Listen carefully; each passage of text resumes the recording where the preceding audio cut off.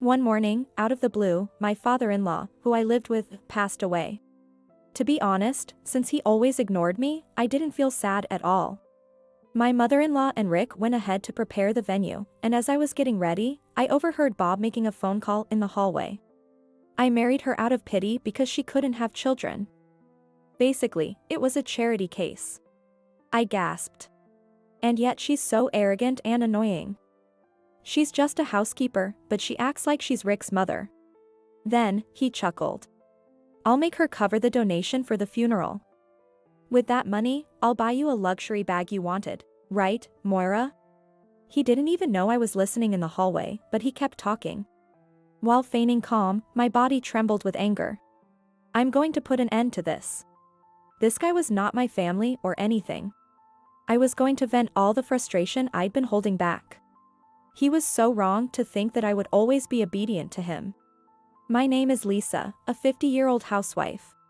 I married Bob 11 years ago, and since then, I've lived with him, his son Rick, and my in-laws. Bob and I met through a mutual friend. I was heartbroken after my fiancé broke up with me over my infertility, and seeing me down, a friend gathered some acquaintances and organized a drinking party. Bob was a man of few words but seemed sincere. We hit it off talking about movies, and he initiated a serious relationship with the intent to marry. His ex-wife was into gambling, accumulated debt, and ran away, leaving behind her young son. Hearing that he was looking for a mother for his son, I met Rick on our few dates later. Rick, innocent and sociable, quickly grew fond of me. His grandparents, whom I met later, seemed like nice people, and by the time we'd been dating a year, I strongly wanted to become part of Bob's family. But in retrospect, Bob and his parents were only putting on an act in front of me. I was completely deceived and began living with Bob and Rick after a modest wedding. Right after we married, Bob asked me to become a housewife. I liked my office job and wanted to continue, but Bob persuaded me earnestly. I want you to focus properly on Rick. Once he's a bit older, you can go back to work. Okay. I understood Bob's concern. I was, after all, new to parenting. I was also anxious about whether I could properly raise someone else's child. I desperately gathered information about parenting from friends with kids, the internet, and books. Initially, Rick seemed to grow fond of me, but as he grew older and developed his own personality, he began to talk back to me. Instead of comforting me, Bob would mock me with a half-smile. It's no good without the real mother. After all, you're just a stranger. Stop it. Why would you say something like that? When I objected, Bob frowned as if puzzled. It's the truth. What's wrong with saying it? Bob was always out, either at work or with colleagues at drinking parties. He left all the parenting to me and was only sarcastic when he spoke. And whenever Rick's behavior bothered him, he blamed it all on me. He's a crybaby because of Lisa's poor parenting. Another cold? Probably due to malnutrition. It's because you let him eat TV dinner for lunch. He became irritable when he tried teaching Rick multiplication soon after he just learned addition. He's just learned addition. Multiplication is too soon for him. When I protested, Bob laughed dismissively. I was able to study for junior high school when I was in elementary school. Looks like Lisa's stupidity has rubbed off on him. Glaring at me, he grinned. You're just a high school grad, after all. When Rick was in 3rd grade, we unexpectedly began living with my in-laws. This sudden decision was due to my mother-in-law's declining health, even though there had been no prior discussion about it. I was told I have high blood pressure during my physical exam. I have to visit the doctor for a while and receive treatment with medication and diet. Bob asked his mother, who was feeling down, to move in with him. Mom, you should move in with us. You don't drive, so it's hard for you to go to the clinic, isn't it? Let Lisa drive you to and from the clinic. I was taken aback when I overheard this. Why was he using me to perform acts of filial piety without offering to help himself? And he hadn't even asked me. Oh, really? That would be a great help. I've been worried about how to afford the remodeling of our house. That's great. Once you've finished the procedures to sell your house, you can move in any time, Bob said, acting as if he owned the place. I was dumbfounded by Bob's presumptuous attitude. This house was my inheritance from my parents, right? After hanging up the phone, Bob casually told me. So yeah, my parents are moving in. You take care of everything, okay? I take care of everything? Wait, ask me first and don't just decide on your own. You know what, this is my house. Bob looked displeased. You don't want to live with my parents? I don't mean it.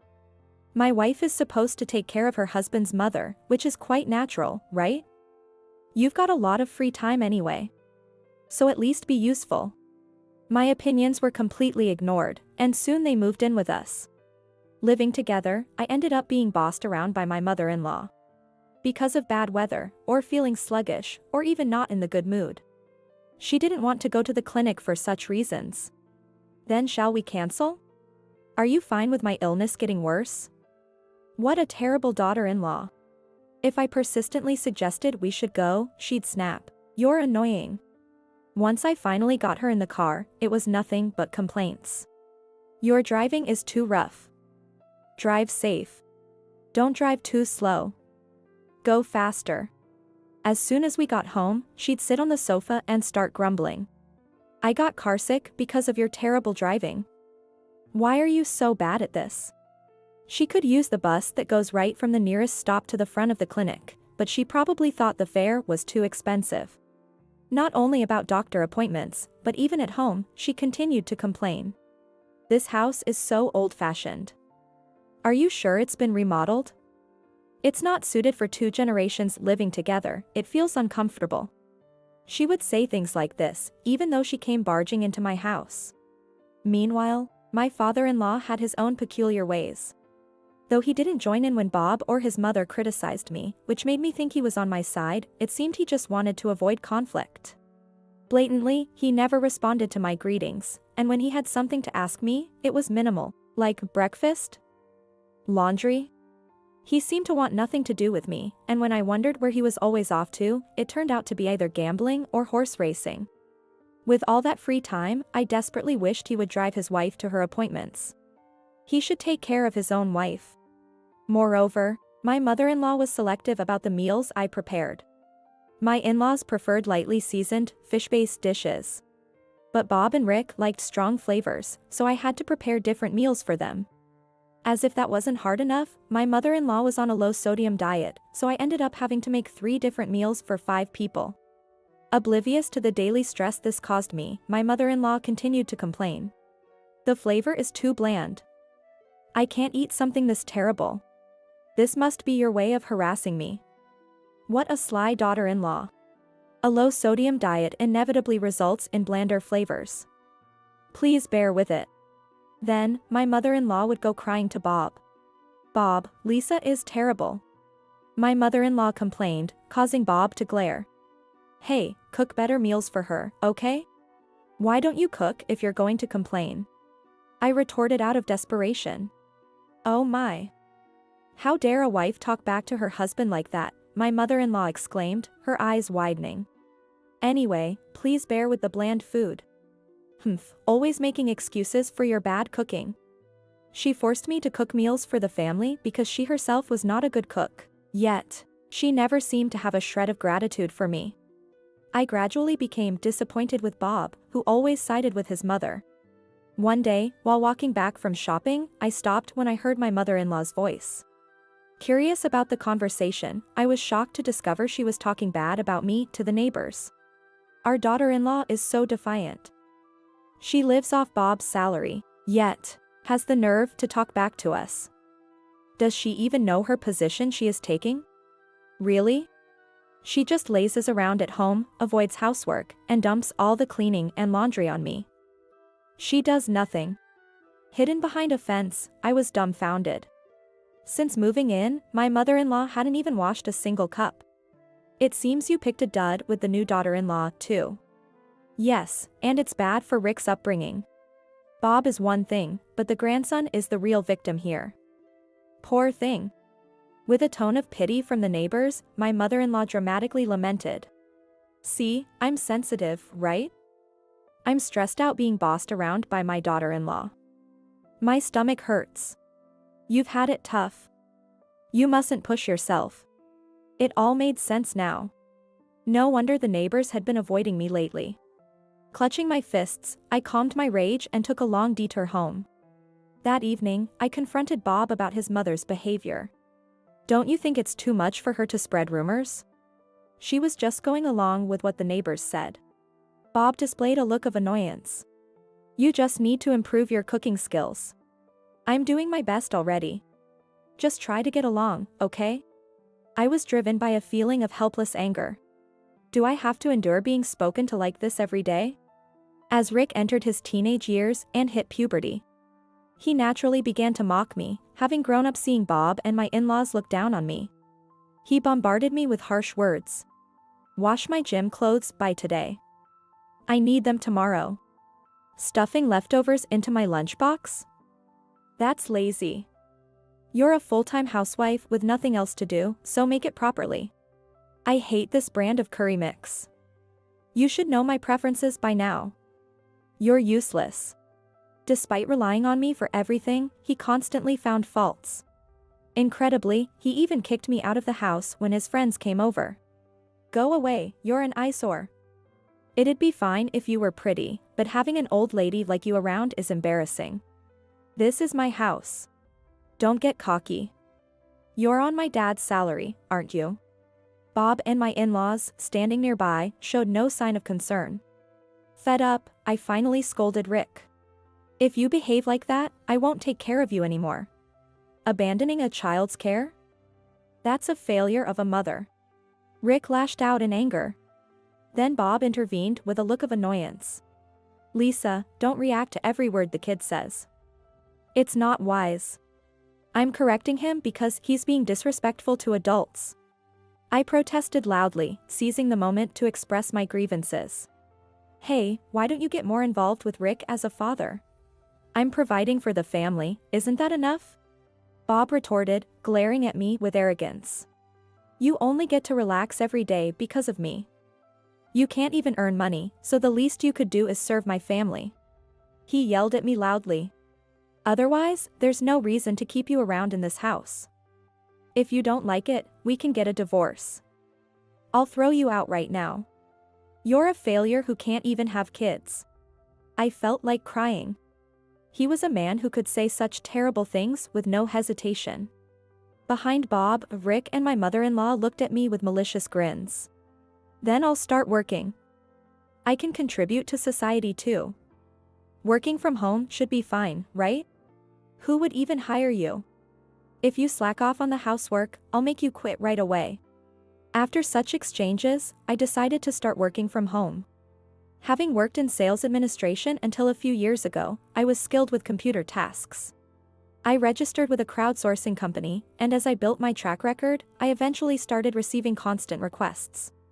I worked from the bedroom. During the late night to early morning hours when my family was asleep. Lately, Bob moved a bed into the study room and slept there alone, so I could use the computer late at night without any complaints. Ideally, I wanted to work in the sunny living room during the day, but that was nearly impossible since my mother-in-law was glued to the TV all day, watching talk shows and daytime dramas. By the time Rick started high school, my work had stabilized, and I was able to save a consistent amount each month.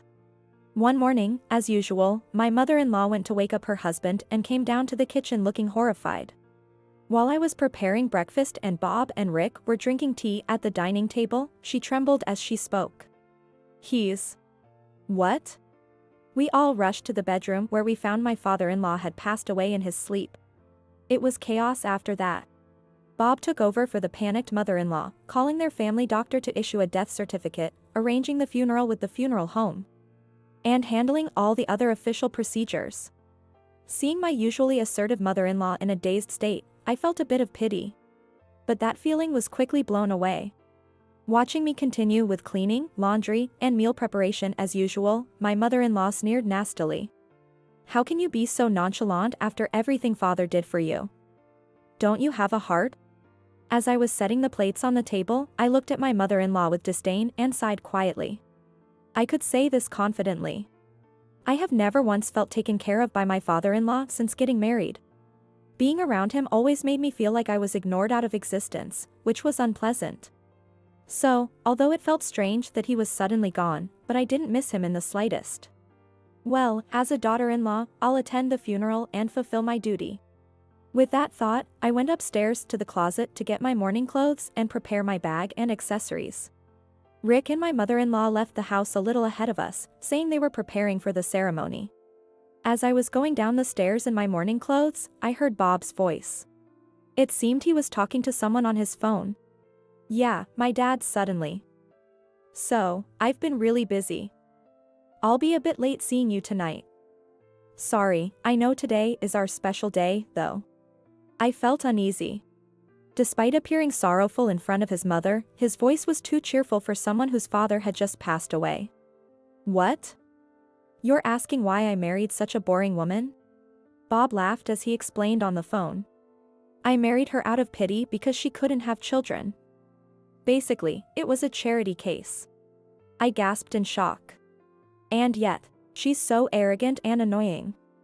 She's just a housekeeper, but she acts like she's Rick's mother. He chuckled at that. I'll make her cover the donation for the funeral. With that money, I'll buy you a luxury bag you wanted, right, Moira? He continued speaking in an upbeat tone, unaware that I was listening in the hallway. When I appeared at the end of the call, he was momentarily startled but quickly put on a smile. Oh, you were here? Yes. Aren't you leaving yet? I'm about to head out. Want a ride? Maybe I will. While maintaining my composure, my body trembled with rage. As I put on my black pumps, I muttered to myself. I would end this. This person was neither family nor anything else to me. I was going to vent all the frustration I've been holding back. He was so wrong to think that I would always be obedient to him. The next morning, as I sat serenely on a one-seater sofa, sipping my tea, my phone rang. It was from Bob. Since the early morning, he had been calling me every few minutes. He also bombarded me with text messages. I had read them but didn't reply, which probably made him switch to calling. Sighing, I answered the phone, and Bob started ranting quickly. Hey, where are you? The funeral is about to start. Oh, is that so? It has nothing to do with me. Bob exploded in anger as I replied nonchalantly. What? Stop joking and come here now. You disappeared from the viewing, and when I thought you'd gone home, you vanished. Calmly, I replied to the frantic Bob. That's impossible. There's rush hour traffic, and it would take over 2 hours by car. I sent a photo taken from the window to Bob's phone, and he shouted. Where are you right now? I'm at a hotel in the neighboring city. I've always wanted to try their breakfast buffet. Food made by someone else is the best. Skipping a family funeral for a hotel stay? Are you out of your mind? I responded coldly to Bob's howling. Oh, I thought I was just a housekeeper, not family. I have no obligation to attend the funeral. Bob fell silent. After a brief pause, he told his mother and Rick. Mom, Rick, just wait here for a moment. Footsteps echoed. It seemed like he was moving through the funeral venue's hallway. Eventually, the footsteps stopped, and Bob spoke again. First off, give me your bank account number. Why? I have to give the money as a donation to the priest. Are you saying that because you spend the funds, I should cover it for you? After a moment of being speechless, Bob yelled in desperation. Yes. I know you've been saving up. You can easily put out $10,000, right? If I give it, it won't come back, right? Handle it yourself. You, how dare you talk to me? Bob's flustered voice came through the phone. A wife should just obey her husband without complaining. A wife isn't a slave. Besides, both you and your mother are stuck in the past. I scoffed at Bob. Anyway, why don't you just be honest with your mother? She's lenient with you, she might just give it to you smoothly. At my words, Bob's voice suddenly became quieter. No, that's impossible. If she finds out I spent the funeral money on a woman, she'd definitely get angry. I twisted my lips in a smirk. Even he was afraid of his mother. Served him right. You brought this on yourself. I'm busy, so I'm hanging up now. Bob was still shouting something as I hung up the phone. If it was too hard for him to speak up, I would just tell them myself. If I were to post the story about Bob spending the money on a woman on a social networking site shared by the family, it would be seen by Rick and my mother-in-law. After that, Bob kept calling frantically, so, annoyed, I dashed to a mobile phone company's storefront. "Hi, how can we help you today? I want to cancel my mobile plan right now." "All right, please wait for a moment." After canceling my mobile service and changing my number, I was filled with a sense of relief. I returned to the hotel and strolled leisurely through the nearby town, feeling relaxed. Ever since getting married, I had been required to report my plans for going out and my return time to Bob. And he would even call during my outings to demand, "Come home soon." I hadn't thought much of it before, but now I realize how severe the restrictions were. Bob must be in a panic right now, unable to contact me. Sounded good. I thought I would just ignore him forever. Wrapped in a refreshing sense of freedom, I enjoyed shopping at my leisure. On the day of the 30-day memorial mass, I visited the church. It was a weekday, 30 days since my father-in-law had passed away. My mother-in-law had mentioned having the service on the preceding Sunday morning. I spotted Bob's car parked in the church parking lot. It was likely lined up alongside the cars of other relatives. I opened the gate and walked across the cobblestone path towards the building. Listening carefully, I could hear the sound of casual conversation. The mass had ended, and people were relaxing, having tea and snacks. "Hello, everyone. Long time no see." I greeted as I opened the entrance door, and for a moment, the room fell silent before a wave of criticism burst forth. "Lisa, how could you skip the viewing and the funeral? It was your husband's father's funeral. What were you thinking? Your own father has passed away, so he was like a real parent to you." I smiled coldly. "Well, I've been labeled just a housekeeper, you know." As I casually threw this sarcastic comment and glanced at Bob, he glared at me with intense eyes. "I did my best to serve your father and your mother. I tried to fulfill my role as Rick's mother, doing my best in my own way," I continued. I looked around at my mother-in-law, Bob, and Rick, and shrugged. "But according to Bob, I'm just a housekeeper. A mere housekeeper shouldn't attend funerals, right?" So, I refrained. "I never said that." Bob's voice cracked. I exhaled softly and pressed the play button on the recording app on my phone. The conversation I had overheard on the stairs played loudly in the quiet room. As Bob turned pale, I delivered the final blow. "So, now that the funeral is over, did your mother end up covering the donation?" "What?" In front of the stunned relatives, Bob and his mother exchanged glances before awkwardly looking away. "Oh, Lisa, what are you talking about? There's no way I could spend $10,000 overnight. Don't say such ridiculous things." Bob laughed awkwardly, but I swiped my finger across my phone screen. "I found this. You two look cozy together, is she an acquaintance? To boldly show your face like that, you're really fearless, aren't you?" The image I displayed made Bob freeze. It was a photo of a woman closely snuggling up to a man. Their eyes were hidden, but the man was dressed in a dark suit and black tie. Furthermore, the woman had commented. Bob rushed over during the viewing. He said our date was more important than saying goodbye to his dad. "I'm so happy.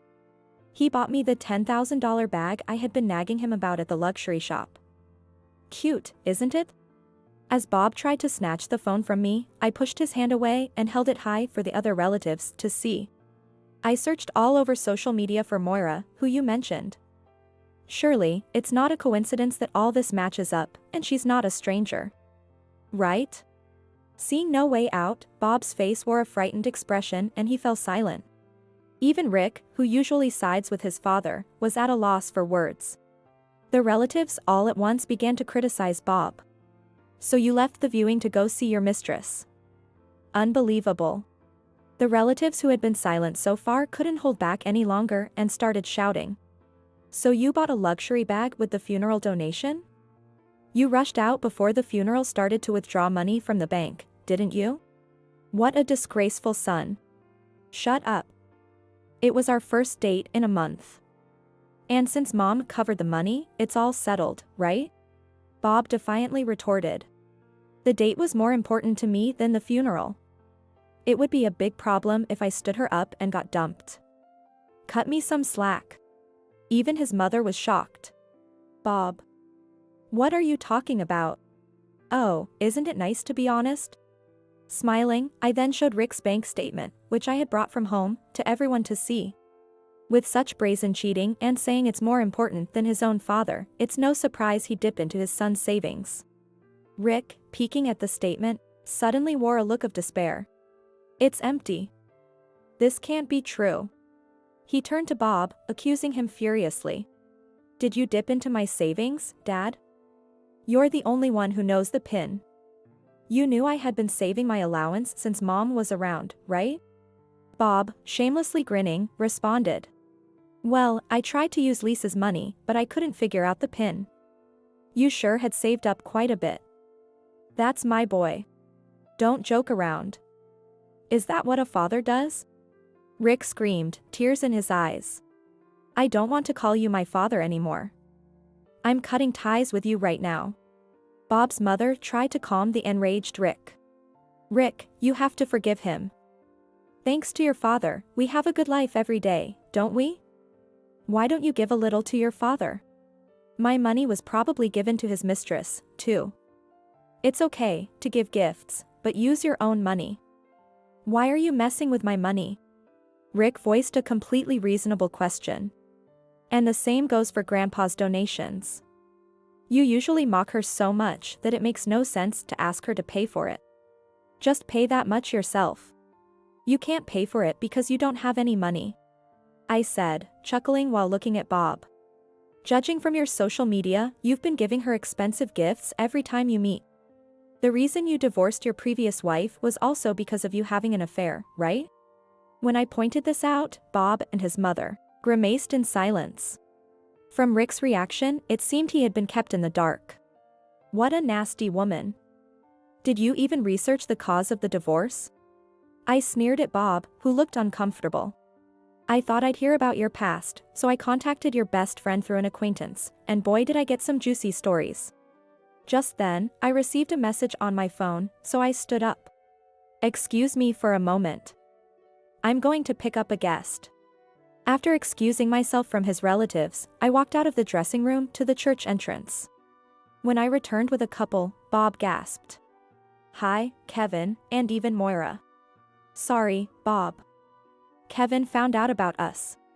Looking back and forth between the discouraged Moira and the furious Kevin, Bob spoke in a trembling voice. Kevin, calm down. You're mistaken. We aren't having an affair. It's no use, Bob.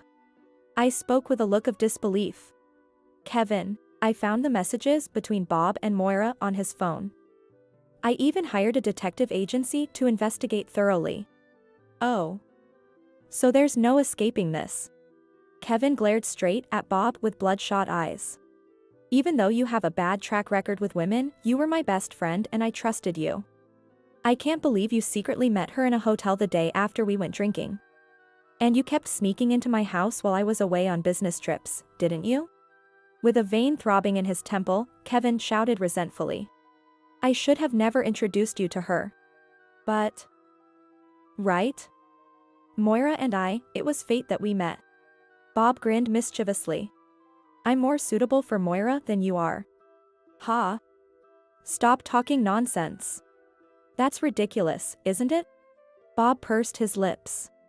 I married a boring older woman, while you got to marry a young and pretty woman. Plus, Moira told me it was love at first sight with me. Bob laughed heartily, as Kevin clenched his fist. As you wish. I'll divorce Moira. You'll be paying alimony. I don't have that kind of money. I've already spent a lot on Moira. I can barely afford to pay my ex-wife. Bob spoke defiantly. Well, but I'll pay you with the inheritance I'll get from my father. Right, Mom? Bob smiled broadly, while his mother-in-law quietly said. There's no such thing. What? If we had money, we wouldn't have moved in with you guys. We'd have renovated our own house and lived there. My mother-in-law spoke gravely. It made sense. I nodded too. My mother-in-law hadn't chosen to live with them out of preference, but out of dire necessity. But, you were saving up for retirement, right? Bob showed signs of panic, to which his mother-in-law sadly shook her head. After retiring, your father misused it on gambling and horse racing. He even dipped into his pension for gambling and borrowed the rest. So there's no inheritance. Bob turned pale and screamed. Oh no, give me a break. I moved in with you thinking I'd get a hefty inheritance. Then his mother showed a hint of anger. Did you mean it? Of course. Otherwise, why would I bother calling my parents here? It's such a hassle. Bob spat out irritably. Ah, all the living expenses I covered for you, all for nothing. Might as well have thrown it down the drain. Disappointment appeared on my mother-in-law's face. All you care about is money, don't you? I can't help it, I'm my father's son. Moira, who had been listening to everything, gave a thin smile. So, I dated you because you graduated from a better university and work for a famous company. How disappointing. She approached the frozen Bob and told him firmly. Thanks for all the gifts. Bye now. What? Hey, we're not done here. Moira. Kevin chased after Moira, heading out the front door. Poor thing, you got dumped. No inheritance and even your affair partner turned away from you. Talk about a double whammy. I smiled kindly at Bob. Looks like it's going to be tough paying alimony to both Kevin and me. Well, do your best. Hey, Lisa, wait.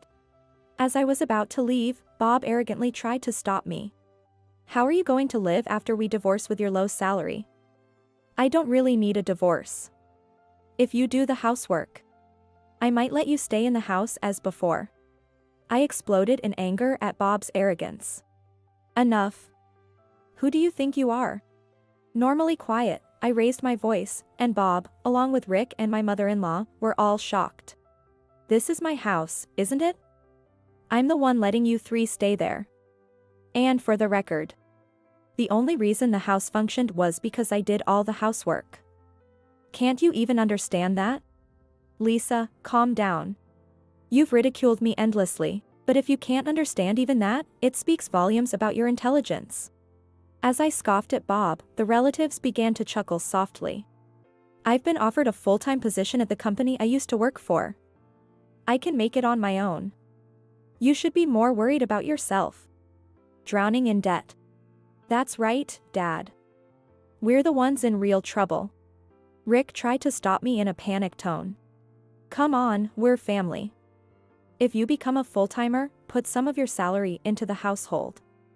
Otherwise, we're going bankrupt. Rick pleaded in a pitiful voice, and my mother-in-law agreed. Planning to run away, even though you're a daughter-in-law? It's time you did something useful for us. I turned to the three of them and said coldly. Have you forgotten how you've treated me all this time? There's no room for a maid in this scenario. Lisa. Family of three, you'd better help each other out. And you'll need to move out of the house soon. I greeted the watching relatives and then left the church. When I returned to the hotel, I sent Bob a copy of the signed divorce petition. I plan to stay in the hotel until those three move out of the house. Although they moved out quietly, Bob was reluctant to pay alimony for a long time. I want to settle, but she forcefully pushed for the divorce, he would complain. If this petition goes to court, it will cost extra. Are you okay with that? Persuaded by his lawyer. Bob finally gave in and transferred the alimony to my account. To pay the alimony to both Kevin and me, he piled up debt, and his income from the company wasn't enough, so he started working part-time as well. Bob apparently explained the reason for our divorce as conflicting differences to his boss and colleagues. However, since a friend of Kevin's worked in a different department, the real reason spread throughout the company. Feeling uncomfortable, Bob quit his job as if fleeing. Naturally, his income plummeted. Now, he's juggling several jobs, desperately paying off his debts. Despite previously being close, his family relationships also declined. Rick, completely discouraged, skipped school and hardly returned to their shabby new apartment, preferring to hang out instead. My mother-in-law no longer spoke to Bob, who had agreed to let them live with us hoping for an inheritance. The issue of stealing Kevin's wife spread among friends, and Bob, having lost all his friends, lives a lonely life. Having returned to my former workplace as a full-time employee, I work full-time without having to consider anyone else and enjoy living alone. Only now do I fully realize how difficult living with those three was. From now on, I intend to take care of myself, work comfortably, and enjoy the rest of my life.